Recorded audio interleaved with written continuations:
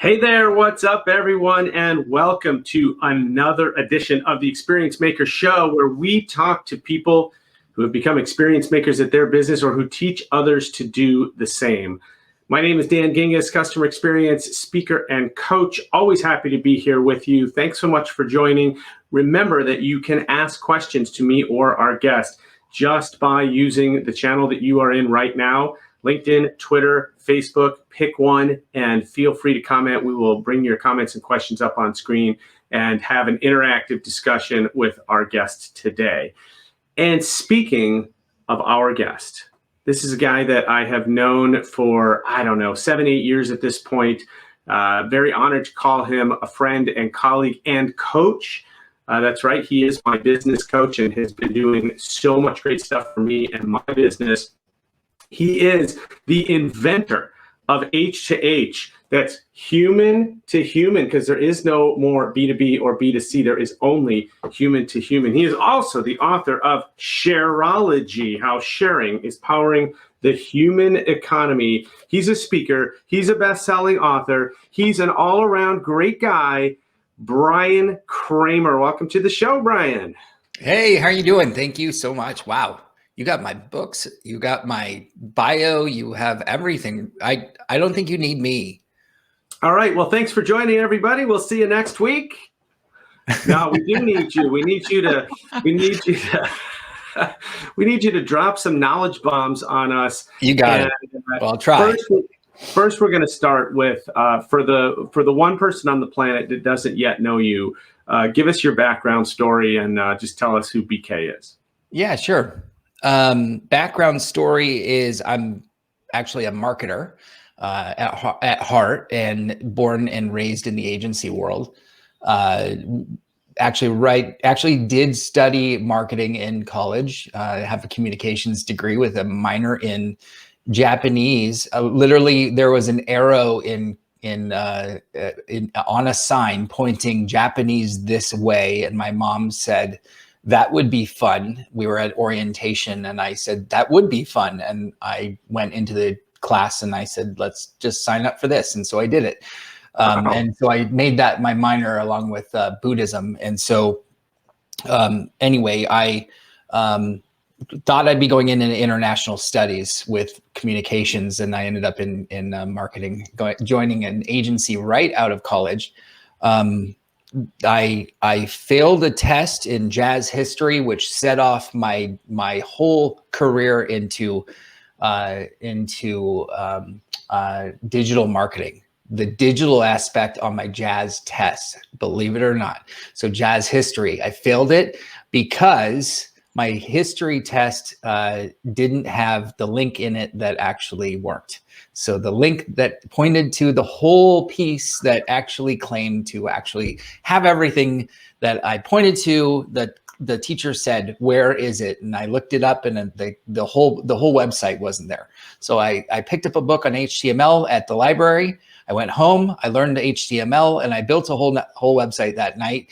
And I sent him a link, and he corrected my test to an A. And then I realized, wow, this website stuff is really cool. And I started learning HTML, and I actually learned how digital marketing could be fun. And that just set my whole career path into digital marketing. And so from that point forward, I learned digital marketing, and that's how my whole career took off. So that's my origin story, if you will. I was born and raised through digital marketing agencies, started an agency, had an agency for 18 years, and then course corrected myself. And we can talk about that if you want, but now I'm a coach, and there you have it. It's amazing. And first of all, I just learned a whole lot about you, BK, after knowing you for a while. And it's amazing the little things in life that can completely change the path of your career or of your life. I know you've heard me tell you that, for me, it was a boss at Discover that observed in me that he said to me, "You're always wearing the customer hat in business meetings, and I need someone like that on my team." And I never realized I was doing that. It just kind of was normal or natural to me. Right. But as soon as he pointed it out, it changed my career, because I went from marketer to customer experience and haven't looked back. Also, I was a communications major too, along with psychology, and it took me probably a dozen years to realize that communications plus psychology equals marketing. I just didn't know it at the time. And so funny how we get there. Nick, welcome. Thanks for joining us. Yeah, of course, Japanese to digital marketing. It's a very clear path. Makes all the sense in the world. Right? I actually, one other interesting parallel, and I know you and I have a number of interesting parallels, because I'm going to go back to one of them. I don't know if you recall that we have in common, but I wanted to minor in Spanish, and I took Spanish all through high school, really loved it, and took a few classes, a number of classes. And then the next class that I had to take after I graduated from all the grammar and stuff was a literature class. And I remember the first Friday of the class, the professor gave us a 300-page book to read over the weekend in Spanish, and we had to talk about it Monday. And I said, I am out. I don't think I can read a 300-page book in English over the weekend. I'm definitely not reading one in Spanish. And so there ended my dreams of minoring in Spanish. Dan, you're so not alone. Excuse me. The first day of our class in Japanese, she said, is our last day we're speaking English. I'm speaking English to you. She said, this is how we do it in Japan. And I thought, oh my God. And she said, and on Fridays, we're going to be actually going to eat sushi, because it's an immersive course. So we had Japanese every single day for an hour, 5 days a week. But on Fridays, we're going to eat sushi. And if you have to order in full sentence Japanese, and if you get one word wrong, you don't eat. And I'm like, oh my God. And guess what? You want to know how fast we learn Japanese? Every Thursday night, we had group sessions like you've never believed. And we learned Japanese so fast because we wanted to eat more than any other day. So it was just like, you want to learn a language? Make your students eat. Amazing. Well, if I could take a class that involved eating sushi, I would sign me up immediately. So the other thing that we share in common, Bryan, if you recall, is that we were both Domino's pizza delivery drivers. Right. Yeah. In our youth. That's and right. Tell us, I mean, I know your story, but give me the customer experience story that led you to being one of the more popular and well-tipped Domino's drivers. Yeah. Yeah.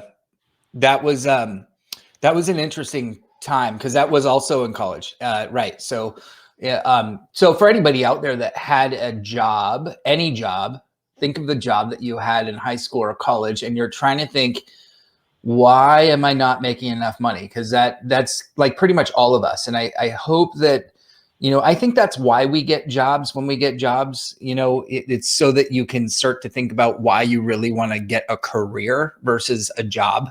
And so when I got my job at Domino's, I was like, wow, this tip money is not providing for me. And especially because where I went to school, I don't know, Dan, about you. I think you said you did all right, if I remember right. Where I went to school, it was not, it didn't pay well. It was in Flagstaff, Arizona, and the tips were not good. Excuse me. And so we were, I was just making barely enough.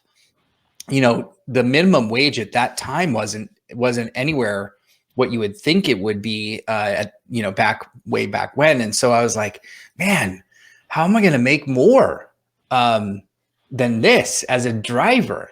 There's got to be a way, right, that we can provide value. And I'm at a Safeway, and I see on the corner, on the end cap of one of the end caps, that there's this whole sale going on for Diet Pepsi and Pepsi 2 liters. It's basically 50 cents for a 2 liter. Sorry, two 2 liters. So 25 cents a piece. So I have this old car, and I bought the entire, and as much as I could. I bought everything that I could. I've had everybody in the store helping me bring it out to my car. They're like, why would you do this? And I explained to them what I was doing, and which is, I said, I'm going to give these away for free. And I did. And what I did is, and I had my Domino's shirt and my Domino's, we all had our Domino's flag and we put it on the window, and you know what I'm talking uniform, yeah.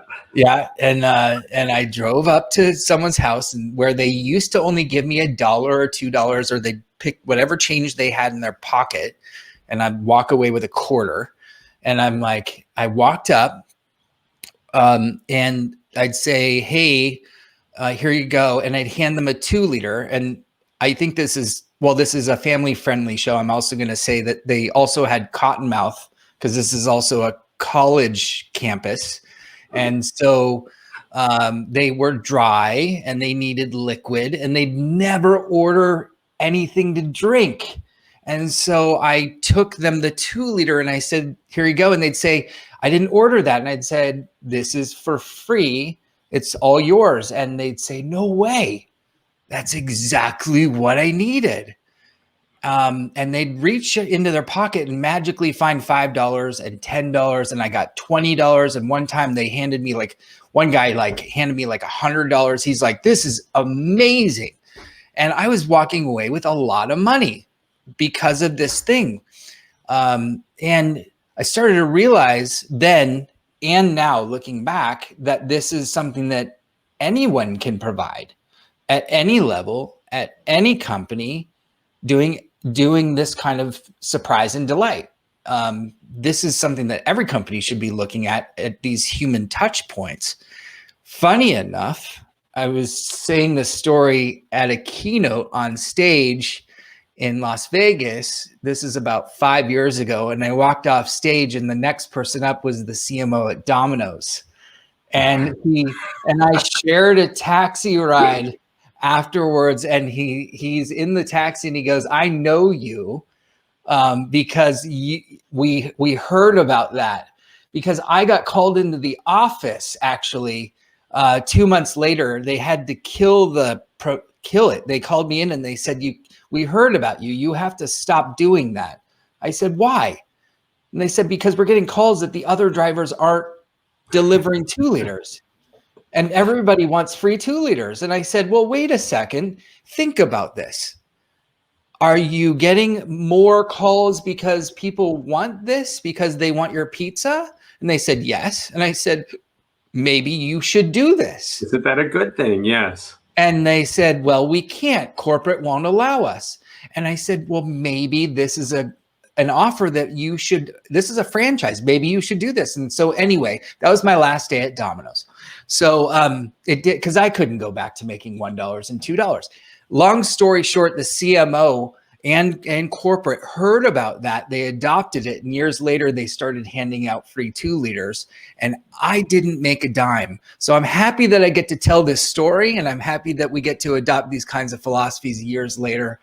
And thanks for asking that question, Dan. Well, I love it. And not just the surprise and delight part, but it's also the knowing your customer part, right? You could have shown up with anything for free, but you showed up with exactly what they needed at exactly the right time. And that's the point, is that you understood your customer and, you know, what's better to go. You couldn't bring them beer, presumably. So what's better to go with a pizza than some soda? And awesome story. I love that. The thing I used to do and used to love is I loved delivering in really bad weather.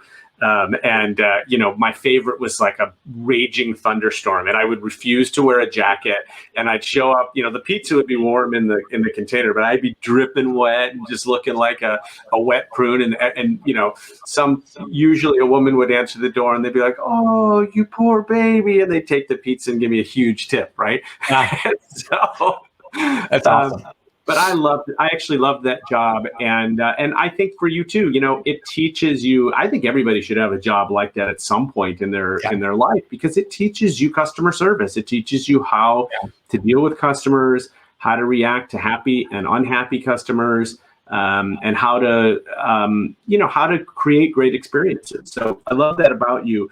Now, fast forward a whole bunch of years and you come up with this concept that people should stop talking about B2B or business to business or B2C, business to consumer, and start talking about H2H. Tell us a little bit about how did you come up with that? What was going on? And help us understand it better. Yeah, sure. Well, I had been talking. We had been talking about that for years at Pure Matter at our agency. We were Pure Matter. We started in 2002. I started it with Courtney, my wife and partner, and mother to my children, and life of everything. And so we've been talking about all of that, how human moments and the humanness of everything and all that we do in marketing, and what it can do for just in simplicity and what we do when we talk to others, at the core of how we design, when we design things, and how we treat things when we go to deliver something, and what we create. Like when we were creating websites for people, it was just like, is this really for the customer, or is this for us? That kind of language. And so it was always there. It was always a conversation. It wasn't until social media actually was kind of born that we all started like taking note on this now. I don't think it was a new idea. I think it just made it more prevalent that human to human was just like now this possible thing around the world globally, that we could talk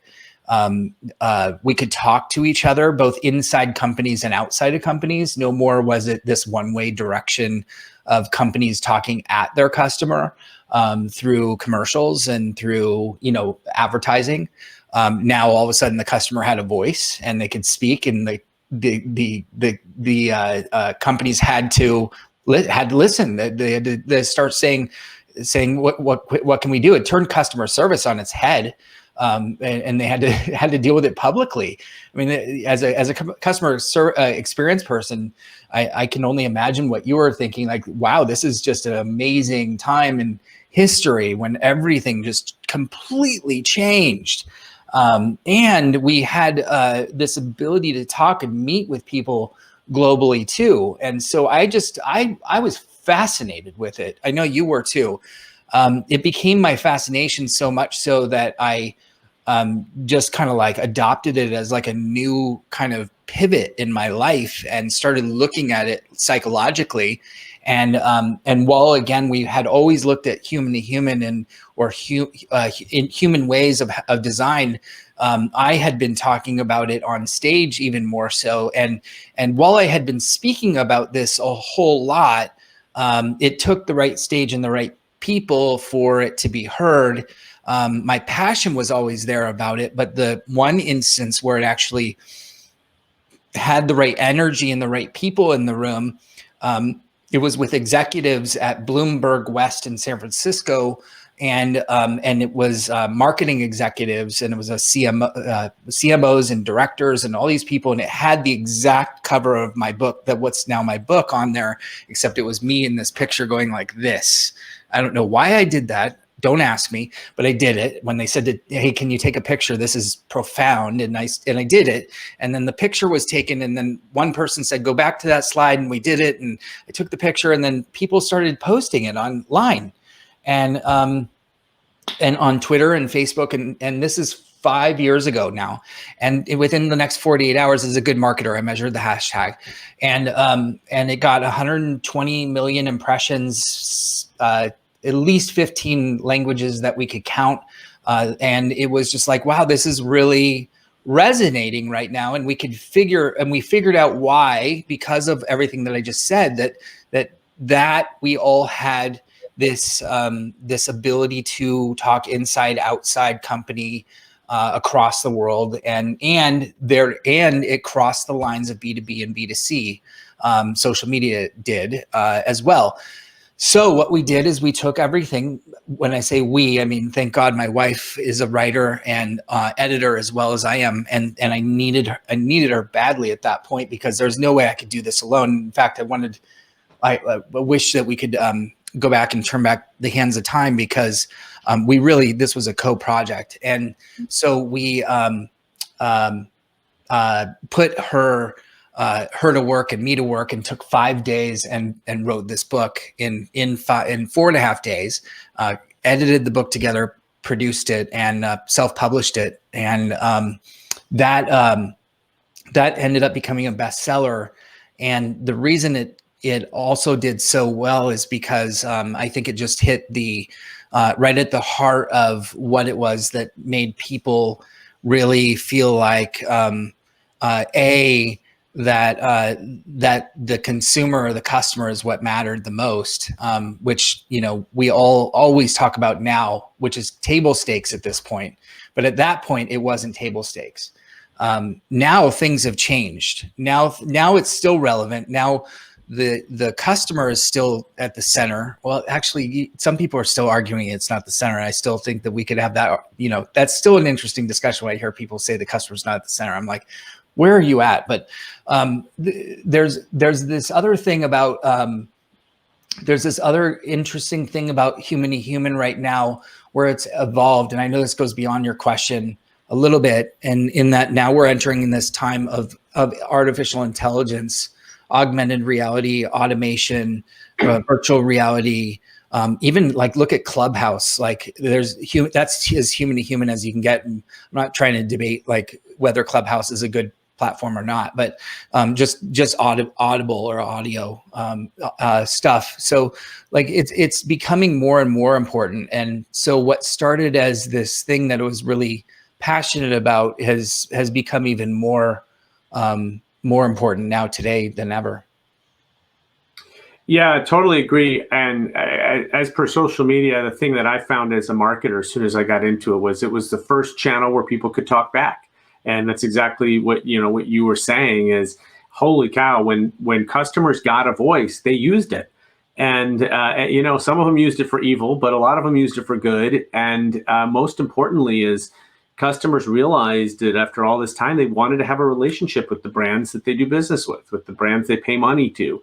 And I think the brands that really grasped that are the ones that have continued to be so successful today. So, and I would argue, as I'm sure you would, that especially during a pandemic when everybody's at home, that human to human has become even more relevant as people miss that human interaction and haven't had as much of it over the last year as we're used to. It's kind of one of those fundamental needs to be with other humans and to have those interactions. And so I think your work is especially relevant right now. So anyway, great stuff. Love it. I always like to say this is the fastest half an hour on the internet. So we actually do have to wrap up pretty soon. But tell me quickly about what are you excited about right now? We're in February of 2021. You're looking forward, your business, your life. What are you excited about? Oh man, I'm excited about so many things. I'm excited about what the innovation that's coming out of what just happened this last year. There's a lot of different things that happened that put us into this space that I think are good. We are in a place where we're now more remote than ever. And I don't think that it's going to change radically when we come back. I just saw Salesforce the other day made a claim that when we do come back, they're only going to expect their employees to work 1 or 2 days a month in-house. And that's a bold claim to say out loud. That kind of stuff is exciting to me, that means that technology is also going to have to change with it. That also means that collaboration is going to have to change with it. That also means that marketing is going to have to change with it, and everything is going to have to change with it. I am excited that as you're looking at social media, just as a social marketer at heart, I will always be. And so I'm watching the evolution of social media and how the giants are having to rediscover themselves and what's going on with them. And so I think that's going to change radically in the next 2 years. Just 2 years, I think it's going to change. Clubhouse is a big deal right now, and I'm spending a lot of time trying to deconstruct it, Facebook just came out saying they're building their own clubhouse as of this week. Shocker. And New York Times just reported that yesterday. And so then, LinkedIn's not far. Twitter's already building one. We know that. So audio is coming, so watch the space of audio social, or whatever you want to call it. There's a lot of stuff. And so what I'm excited about, what excites me the most is still the same thing that excited me 5 years ago.